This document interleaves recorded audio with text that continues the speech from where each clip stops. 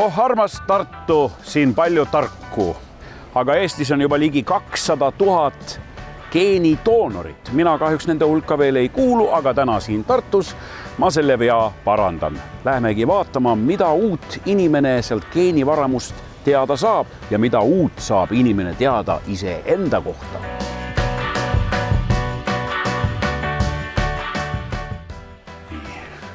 Tartu Ülikooli Eesti geenivaramu.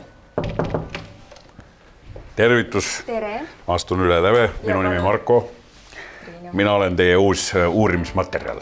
Ega see asi päris nii lihtsalt ei käi, et trügida ka uksest sisse ning kukud muudkui geene annetama. Kõigepealt on tarvis täita ankeet ning seejärel kontrollitakse veel üle, et ma ikka õiged andmed olen esitanud. Nii, ja nüüd palun ID-kaarti, et kontrollida siis ikkagi isiku samasust.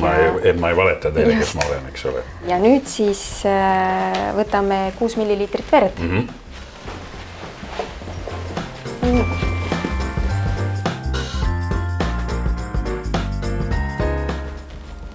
Torkan. Sellega on esimene etapp läbi või? Sellega on esimene etapp läbi. Jäänud on veel kleepekad panna. See on siis unikaalne kood, mis pannakse nõusoleku vormile ja teine pannakse verele, et siis me saame inimese ja vere kokku viia.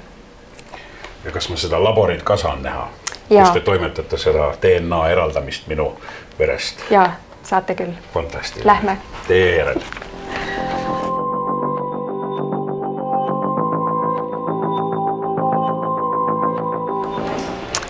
Tein ühe uue vere. Uus geenidoonor. Siin ruumis on palju masinaid, üks mõistatuslikum kui teine. See konkreetne siin näiteks eemaldab verest plasma ja valged vererakud. Erytrotsüütidest või punastest rakkudest ei saa DNA-d eraldada, et neil ei ole tuuma sees. Võtab silme eest kirjuks. Aparaat pragiseb ning sahmib nõnda tihedalt. Kuid siin majas ei tööta mitte ainult masinad, ikka inimesed ka. Näiteks Keldrihoidlas toimetab Biopanga juhataja Steven Smith. Tema hoole all suurtes tünnides -196 kraadi juures on tallel 10 000 geeniproovid. Selles topsis igas selles ühte värvi pinaalis on nüüd ühe geenidoonori DNA proovid. Ja kui meil nüüd läheb seda DNA pikaajalist toiustust välja vaja, siis tulebki lihtsalt siit see nii-öelda üles otsida, et millises tünnis, millises positsioonis, millisel korrusel, mis värvi pinaalis, kui vaja siis ka, et mis värvi kõrres ja siis lõpuks kõrre peal on siis ka see triipkood. Nagu mäletate, siis tegemist on selle sama unikaalse koodiga, mis kleebiti minu nõusoleku ankeedi ja vereproovi peale. See teadur, kes proovidega millalgi hiljem tegeleb, ei teagi, millise konkreetse isiku oma see DNA proov parasjagu on. Kohtusin geenivaramus ka professor Andres Metspaluga, kelle jaoks geenid on elutööks. No milleks üldse meile seda geeni uurimist tarvis on? Geeni uurimist on ikka tarvis sellepärast, et anda inimestele informatsiooni nende tervise kohta. Inimese jaoks on geenid põhiline, kust üldse informatsioon tuleb. Kui tead, millised võivad olla sinu pärilikud haigused, võib neid ennetada. Mõnikord ei ole muud teha, kui elustiili muuta. Mõnikord on võtta väike valge tablett hommikul veega siis.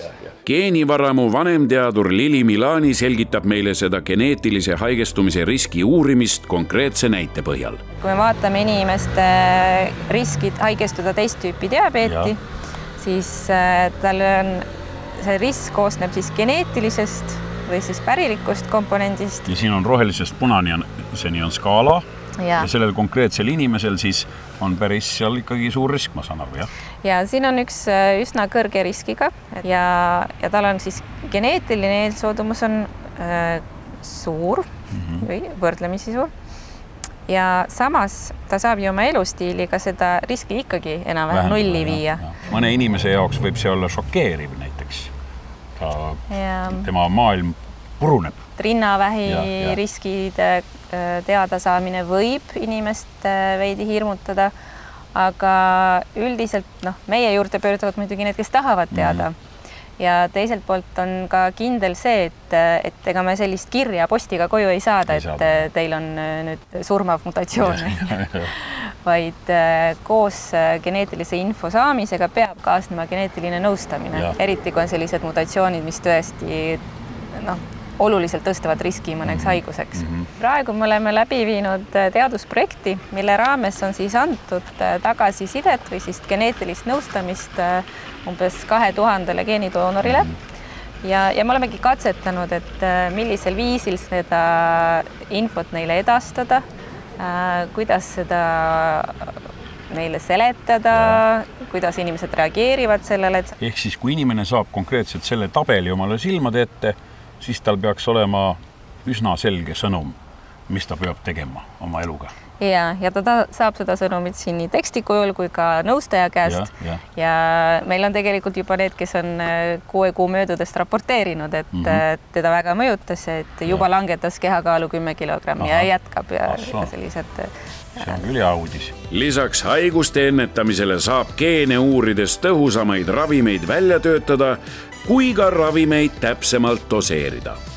Et see, kuidas me reageerime ravimitele, on ka erinev. Uuringud on tegelikult näidanud, et sellise geneetilise info arvestamisega ravimi väljakirjutamisel siis jõuab kiiremini õige annuseni, vähendatakse kõrvaltoimeid, mida inimesed kogevad ravimitest ja vähenevad ka tervishoiukulud. Et ei ole nii palju seda katse-eksitusmeetodit, mille järgi ravimeid välja kirjutada.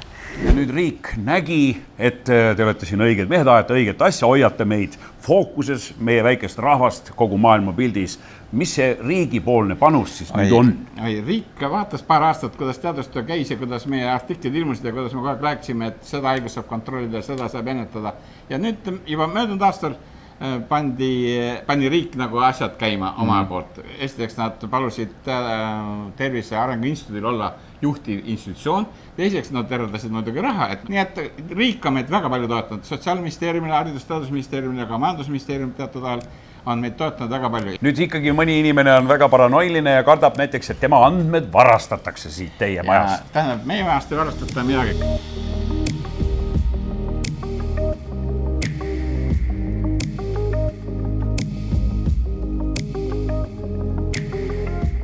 Kes nüüd tõesti kardab, et tema genoom saab avalikuks või müüakse priske raha eest, ma ei tea, hiinlastele näiteks, siis tulge vaadake Tallinnas teletornis genoomi näitust, kus siin siis kogu see teletorni väline võru, sisemine osa, aknalaud kõikjal ümberringi on kaetud kirbukirjas tähtede kombinatsiooniga ning kogu see kombinatsiooni rida siis ümber minu siin on professor Andres Metspalu genoom. Tema ei karda, et tema genoom tuleb avalikuks ja on pannud selle välja vaatamiseks Tallinnas teletornis.